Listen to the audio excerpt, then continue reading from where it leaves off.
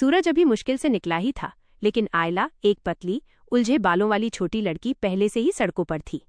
उसके कपड़े पुराने थे, उसके जूते पैर की उंगलियों पर फटे हुए थे। सर्दी की हवा उसे बर्फ की तरह गले लगा रही थी, लेकिन वो अपने आधे टूटे जूतों के साथ नंगे पैर चलती रही। वह अपनी बीमार माँ के साथ एक टूटी फूटी झोपड़ी में रहती थी। आयला सिर्फ 8 साल की थी, लेकिन वो एक वयस्क की तरह काम करती थी। उसकी माँ रात भर खांसती रहती थी। दवाएं महंगी थीं, आयला जितना कमा सकती थी उससे कहीं ज्यादा। हर सुबह वो छोटे मोटे साफ सफाई के काम खोजती, बाहर चाय की दुकानों के सामने झाड़ू लगाना, कूड़ा उठाना या सिक्कों के लिए कारों की खिड़कियां पोंछना। कुछ लोग दयालुता से मुस्कुराते थे तो कुछ उसे अपमानित करते थे, लेकिन आयला कभी नहीं रुकी। एक दिन आयला एक स्कूल के गेट के बाहर खड़ी थी। साफ सुथरी वर्दी में बच्चे हंस रहे थे और रंगीन बैग लिए हुए थे। वो अंदर बैठने, पढ़ना सीखने, कागज पर चित्र बनाने का सपना देखते हुए उन्हें घूरती रही। वो कागज जो कूड़े के ढेर से नहीं था। एक लड़की ने ब्रेड का एक टुकड़ा गिरा दिया। आयला ने सावधानी से उसे उठाया, पोंछा और कृतज्ञता से मुस्कुराई। वो उसे घर ले गई, अपनी माँ के साथ साझा किया, ये दिखावा करते हुए कि उसने पहले ही खा लिया था।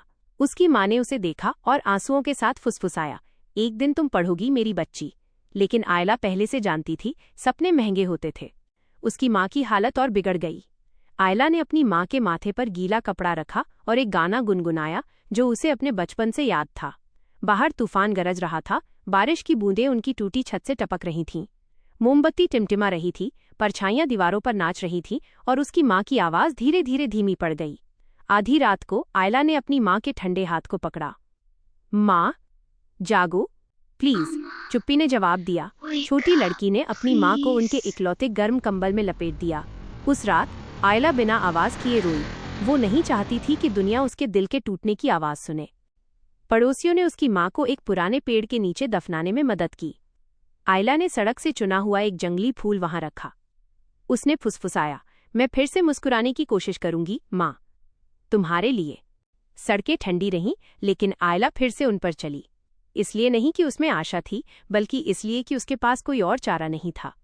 फिर भी उसके दिल में एक वादा जिंदा था, जीवित रहने का, चाहे दुनिया कितनी भी भारी क्यों न लगे।